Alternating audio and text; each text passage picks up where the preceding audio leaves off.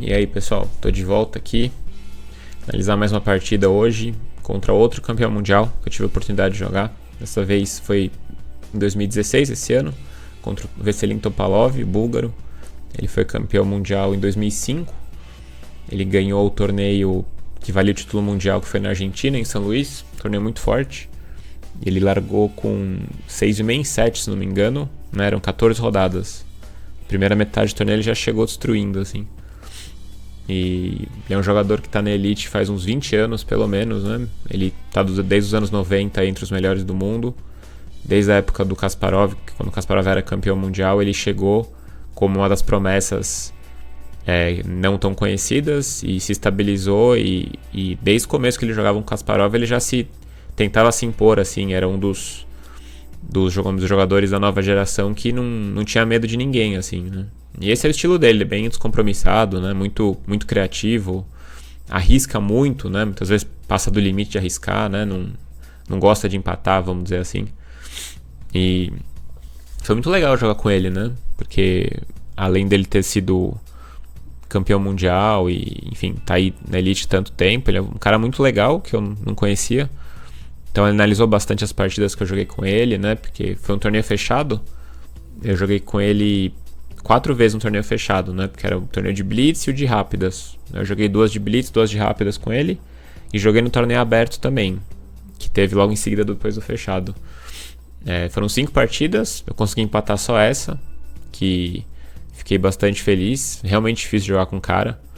Inclusive teve umas que eu entrei na Najdorf dele, que não tinha jeito, né? Porque eu falei, bom, o cara sabe tudo, mas eu vou ter que testar uma vez na vida como que é a experiência de jogar contra a Najdorf Topalov, né? Porque ele é dá pra dizer, um dos maiores conhecedores de Najdorf da história, né? Se não o maior, porque é difícil dizer quem que é o maior, né? Porque o Kasparov era muito especialista também, mas o Topalov veio numa época que chegou muito forte com os computadores, né? Então, em profundidade, assim, é capaz que ele seja um dos maiores, porque na época que ele era campeão mundial, que ele estava aí número 1 do mundo, ele tinha umas preparações absurdas, né? Ele ainda tem, com certeza, mas dá pra ver que ele tem menos energia e entusiasmo hoje do que ele tinha, claro, 10 anos atrás, quando ele era campeão, né?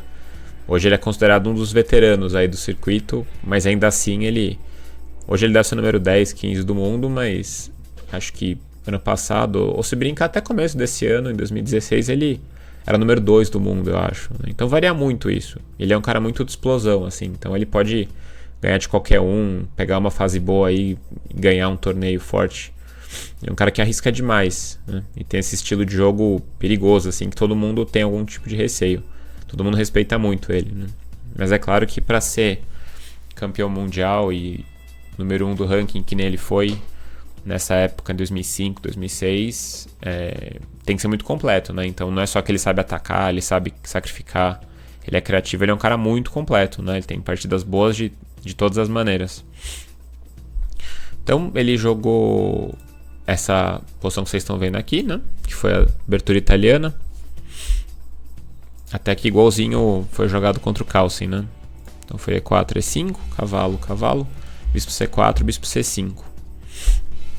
Ele jogou C3, eu joguei cavalo F6 e ameaçando o peão, né? Ele pode jogar D4, que eu comentei no outro vídeo já, que é uma variante mais antiga, para tentar ter ações mais concretas no centro. Mas ele tentou jogar D3, que é mais posicional, mais tranquilo, né? Eu joguei A6 para puxar meu bispo para A7, roque D6, com a ideia de cavalo A5. Até aqui tudo igual, né? Partida com Carlsen. Se vocês quiserem pegar o outro vídeo que está no meu canal também, tem alguns comentários a mais sobre a abertura italiana.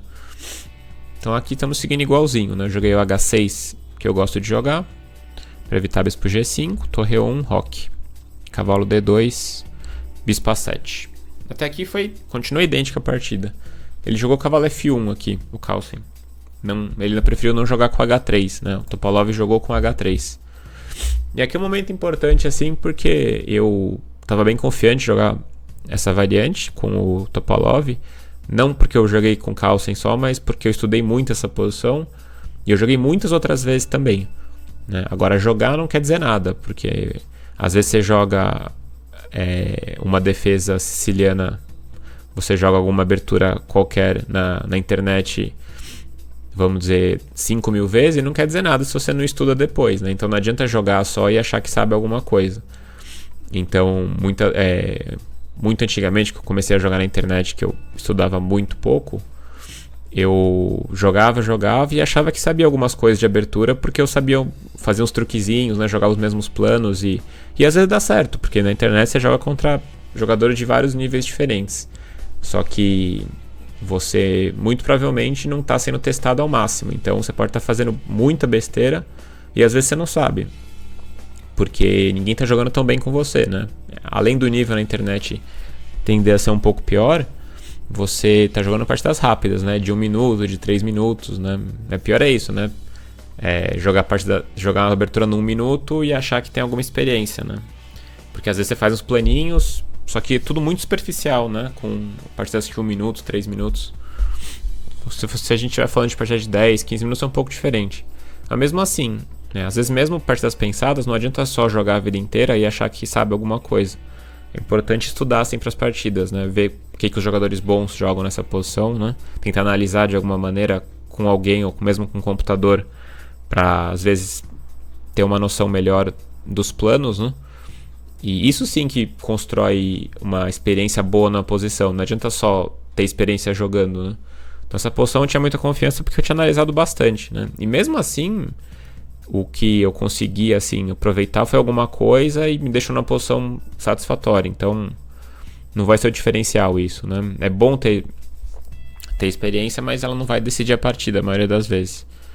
A não ser que você tá fazendo um planinho, vamos dizer, que você faz sempre, que a pessoa cai numa armadilha e aí você ganha, né? Mas aí não vai acontecer toda hora isso também.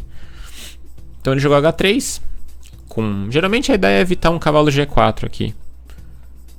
Por exemplo, se ele jogasse cavalo F1 direto, que o Carlsen jogou, que eu acho que é um pouco melhor nessa posição, porque como eu já coloquei meu bispo em A7, o plano do Carlsen de jogar bispo E3 rápido é interessante. Porque aí eu vou ter que comer em E3 perdendo um tempo, e se eu deixar comer em A7, minha torre fica estranha em A7. Foi o que o Carlsen fez, né? Vocês fiquem à vontade para quem não viu o vídeo do Carlsen assistir a análise. Mas se cavalo F1 eu poderia pensar em cavalo G4. Mas aí, acho que aqui não seria bom por causa de D4 já. Acho. Mas tem umas posições que é interessante forçar o cara a jogar torre E2. E às vezes dá pra jogar F5 aqui depois de tirar o rei. Tem uma variante muito louca que joga rei H8, H3 e o cavalo volta pra H6, né? Porque nesse caso eu não teria jogado H6 ainda, é outra variante. Mesmo deixando o bispo comer em H6, né? A ideia é tentar jogar F5 a todo custo. E a ideia do cavalo voltar para H6, né? O peão tem que estar em H7 aqui, essa posição que eu estou falando não existe, né? Só para ilustrar melhor eu vou voltar aqui e mostrar para vocês. Então bispo B3, vamos dizer que eu jogasse roque, né? Cavalo BD2, bispo A7, torre E1. Se eu não estiver enganado, eu acho que aqui que cavalo G4 é possível. E aí se jogar torre E2, eu não posso jogar F5 agora, né? Porque o bispo está em B3, rei H8, H3, cavalo H6, e quando o cavalo F1, F5. Essa é uma posição possível, se eu não estiver enganado, acho que é essa posição mesmo. Então aqui, quebrar o próprio rei e dobrar os peões é válido, porque o bispo em A7 é muito forte. E eu tenho uma posição de dinâmica aqui, eu vou comer em E4 depois, trazer a dama para F6. E eu não posso utilizar a coluna por causa do bispo em B3, mas meu rei está seguro em H8. Então, fraquezas às vezes são relativas. As fraquezas são graves quando o adversário pode aproveitar, né? Às vezes você tem casas fracas que nem foram criadas aqui perto do rei, mas não tem como aproveitar. E o rei está muito bem em H8. Mas a partida foi diferente. É importante saber essa ideia. Por isso que é importante conhecer bastante partida, que você começa a criar padrões diferentes. E aí você começa a desconfiar já, tem uma posição parecida aqui, de repente isso aqui funciona, né? Então voltando à partida, né? Eu joguei H6, torre E1, roque, cavalo D2, bispo A7. Eu acho que o cavalo F1 era um pouco mais preciso aqui, porque esse cavalo G4, nesse caso, não faria tanto sentido, né? Sendo que eu não tenho a volta para H6. Ele jogou H3, que é um lance útil também, né? Claro. Eu joguei torre 8, cavalo F1, bispo E6. Até aqui tô fazendo meus lances iguais também. A diferença é que ele perdeu um tempo com H3, mas o Carlsen também acabou jogando H3 mais tarde, né? Só que ele jogou diferente aqui, ele jogou bispo C2, né? O Carlsen trocou em E6 os bispos. E jogou uma posição só com os cavalos. Ele trocou, ele puxou o bispo para C2, desculpa. E aí eu joguei D5, né? Porque eu coloquei minhas peças em jogo, acho que eu tô pronto pra atacar um pouco o centro dele, né? E não ficar tão restringido. E aquilo, isso é muito interessante, a diferença de estilo dos jogadores. Os dois estão jogando uma variante bem posicional, tanto Carlsen como Topalov. Só que o Topalov ele tem um estilo de jogo um pouco mais, quer dizer, bem mais agressivo que o Carlsen, bem mais tentando jogar com a iniciativa, né? O Carlsen sempre joga bem mais tranquilo, sem pressa, né? Ele vai montando a posição aos poucos. E aqui ele jogou aí pro D5, que foi um tipo de lance que eu comentei no outro vídeo, que é possível também, né? O Carlsen, por mais que a posição do Carlsen é um pouco diferente, o Carlsen preferiu manter o ponto de E4, né? E aí tanto que eu comi em E4 depois com o Carlsen, que foi o que seguiu na partida. Mas ele não tomou essa decisão, ele não comeu em D5 o Carlsen. Então o Topalov tá entregando, vamos dizer, tá fazendo uma concessão posicional pequena, né? Perdendo forte peão de E4. Perdendo não, trocando, vamos dizer, né? Mas ele fazendo essa troca, que parece que ele perde o controle do centro. Só que em compensação ele cria um ataque no peão de E5, que é uma coisa que eu comentei também. Então o peão de E5 não é tão fácil de defender quando ele começa a criar um ataque mais de alguma vez aí em E5, porque eu não tenho como defender com peão, né? Eu teria que jogar um F6, mas não combina muito. E muitas vezes não dá tempo, né? Meu cavalo tá em F6.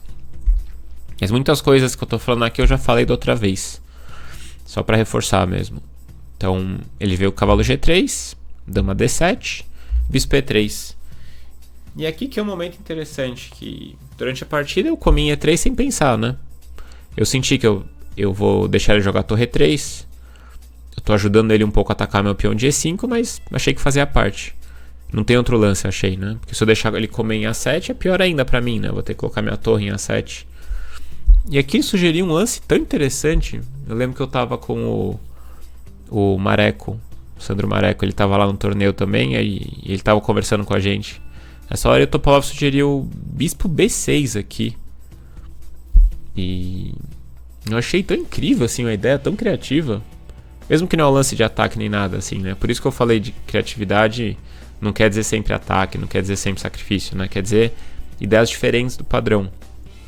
Então bispo B6, porque ele não quer colocar a torre em A7, e se trocar aqui, ele come assim, que curiosamente não costuma ser bom, né? Porque você tira o peão do centro, mais o centro para ala. Mas aqui acho que ele quer jogar B5 depois e trazer a torre para D8, fazer uma coisa assim, né? E eu comento muitas vezes, né, que o peão do C7 é meio estranho ali atrás, né?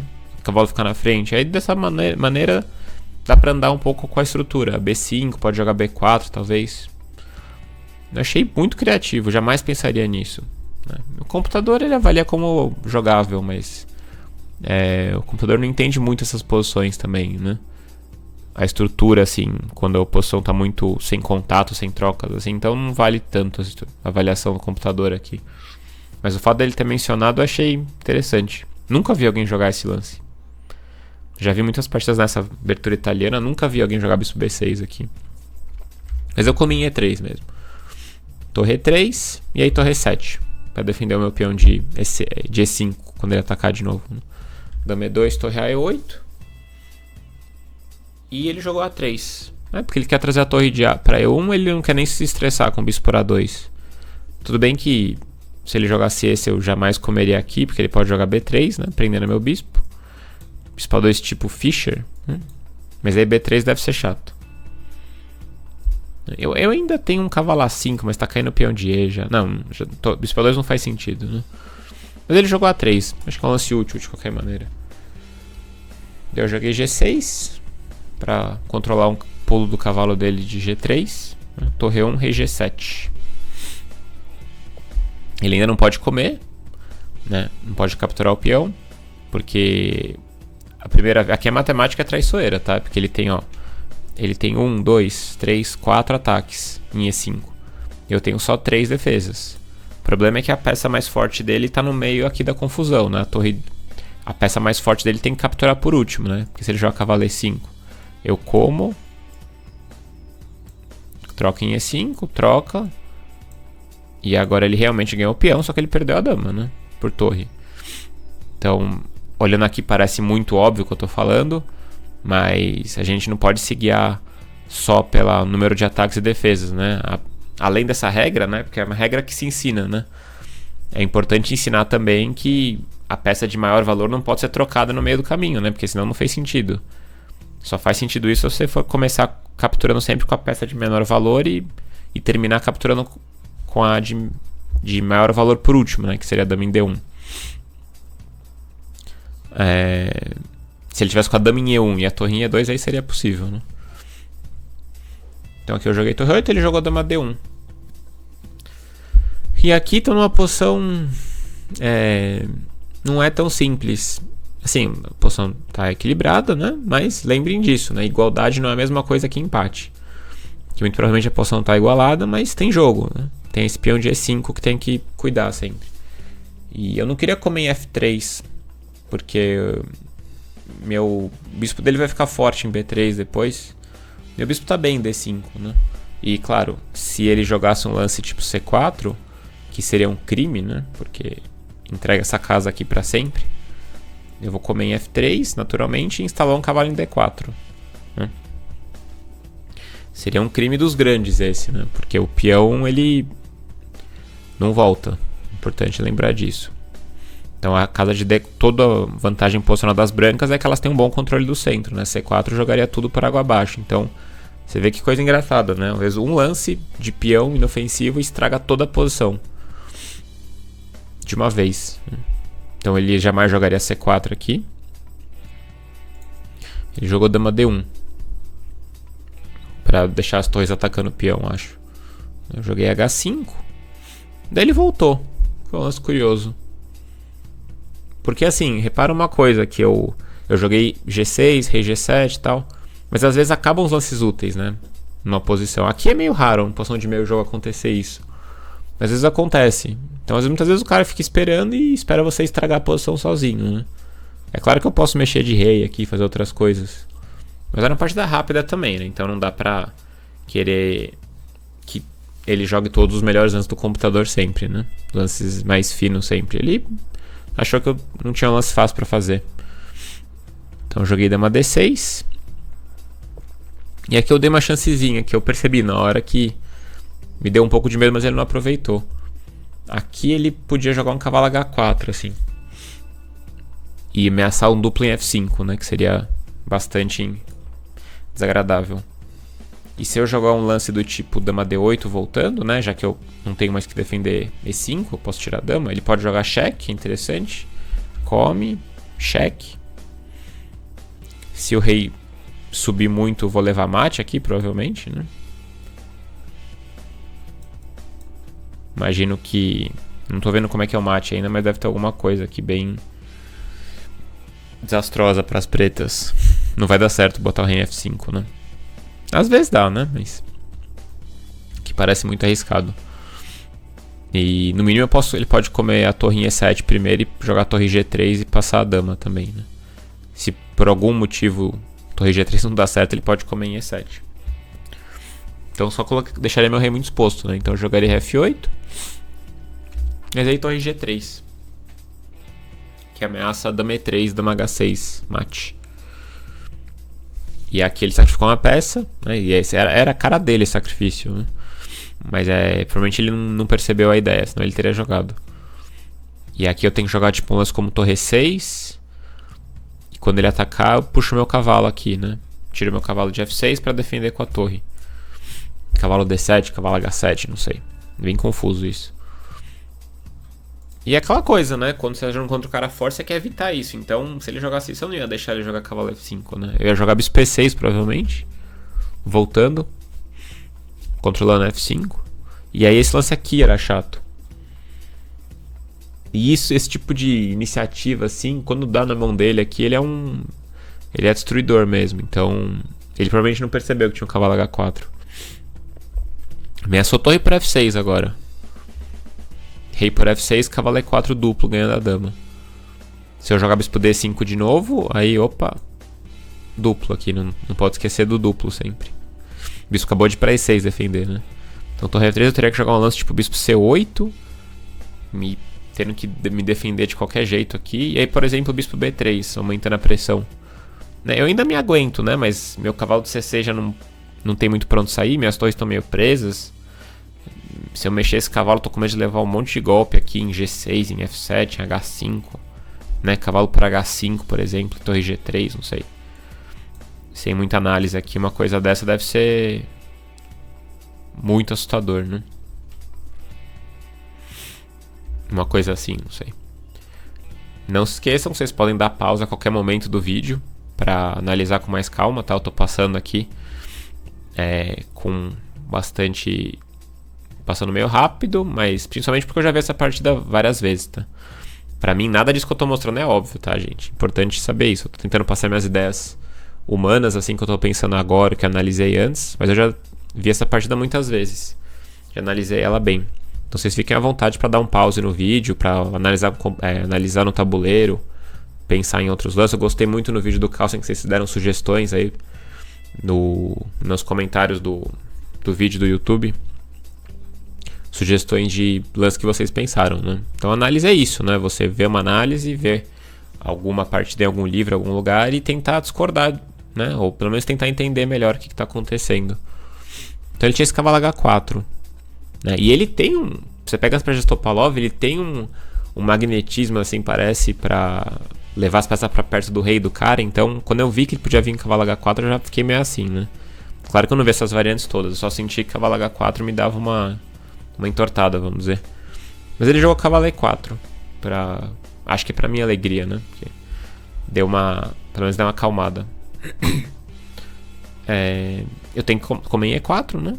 Dama D8 é até possível, mas parece um pouco alegre demais colocar meu rei em F6, né? Opa. Dama D8 aqui, né? Seria outro lance. Mas comi em E4 porque eu queria também fechar essa coluna. Achei que tava tendo muita pressão aqui. E aí, curiosamente, chegamos na mesma estrutura da partida do Carlsen. Igualzinho. A diferença é que ele tem o bispo agora e o cavalo, em vez de ter dois cavalos. E eu senti que imediatamente eu precisava melhorar meu cavalo de C6. Então isso foi importante a partida contra o Carlsen.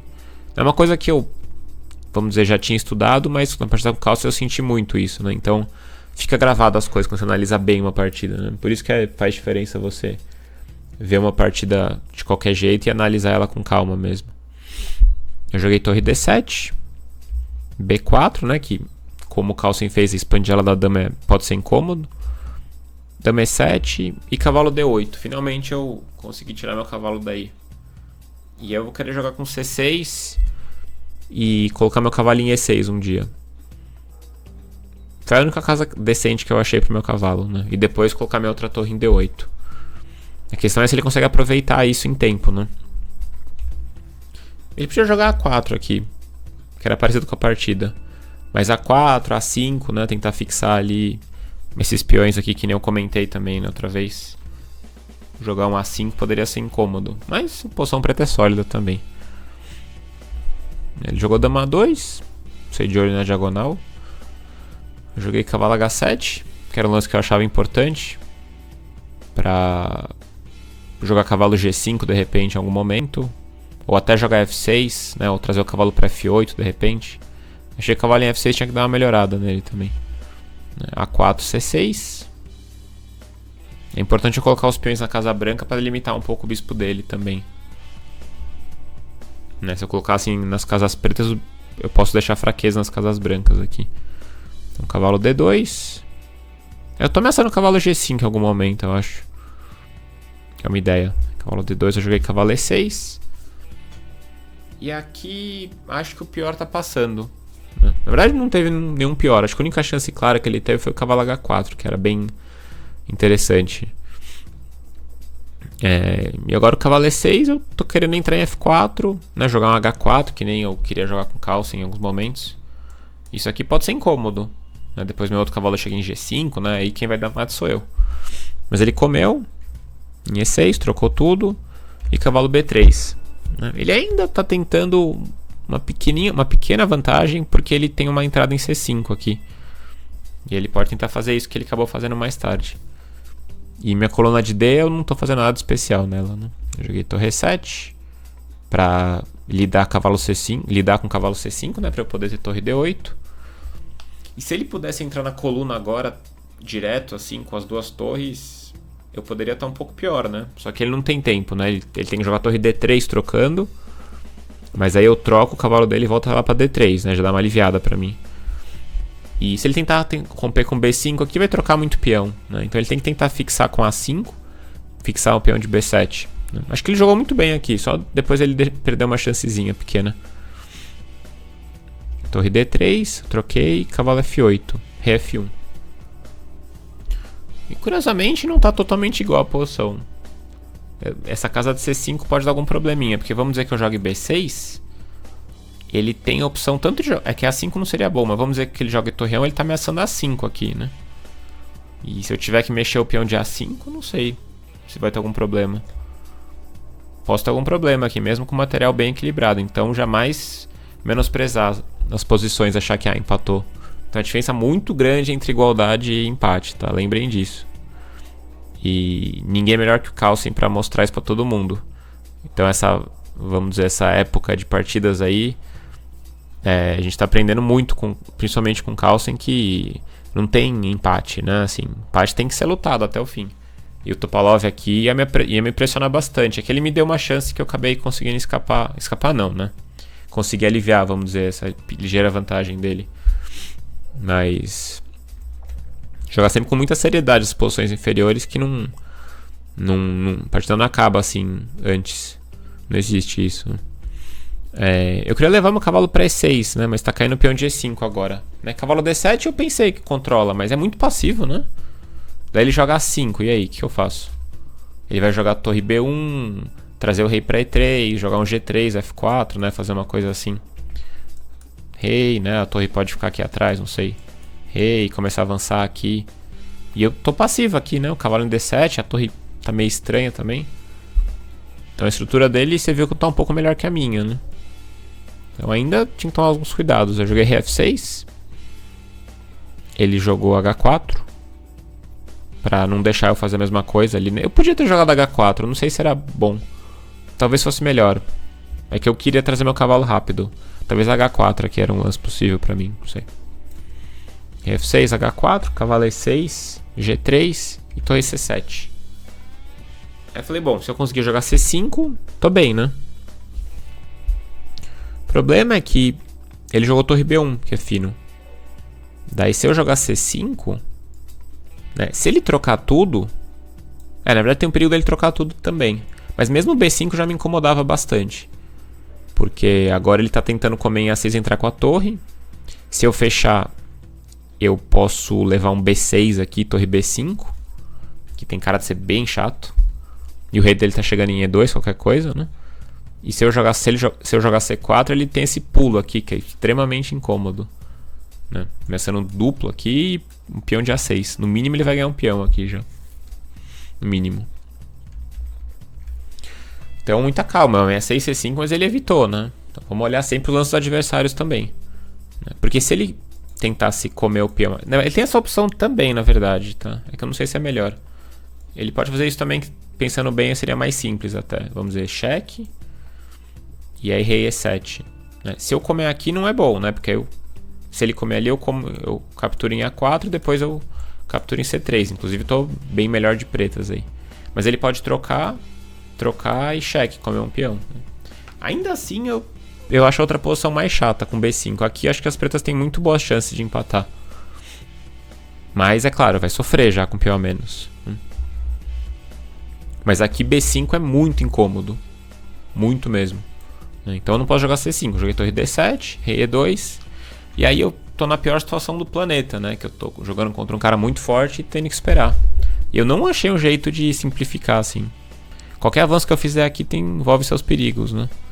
Talvez B5 mas eu acho que ele pode jogar torre A1 aí, não sei. Talvez B5 eu podia ter jogado aqui. Esse lance eu nem considerei, tô só pensando agora no lance. E se ele jogar torre A1, eu tento jogar C5 e trocar tudo. Tem que ver se ele pode comer em B5 e entrar com a torre em A6, né? Parece incômodo também. Parece bem incômodo. Talvez eu consiga igualar, né? Com C pro B4 mesmo. Aí que o problema é que ele come, e aí? Ameaçando o cavalo C5, que ainda não ganha, mas aumenta a pressão. Começa num torre B6 aqui. Talvez torre C4 aqui, né? Porque... Mas aí F3 primeiro, depois rei E2. Tá incômodo, porque se o rei preto sair, eu tá caindo em E5, né? Não tá harmônico isso aqui, né? Eu tinha que ter botado meu peão em F6, só que não deu tempo. Então são vantagens bem pequenas assim que vai criando problemas. Aí eu joguei torre D7 e voltei. E aí que ele me ajudou muito. É que ele não viu que eu podia... o lance que ele fez permitiu que eu jogasse C5. Mas aqui eu tava muito incomodado se ele jogasse rei E3, por exemplo. Ele vai jogar F4 aqui.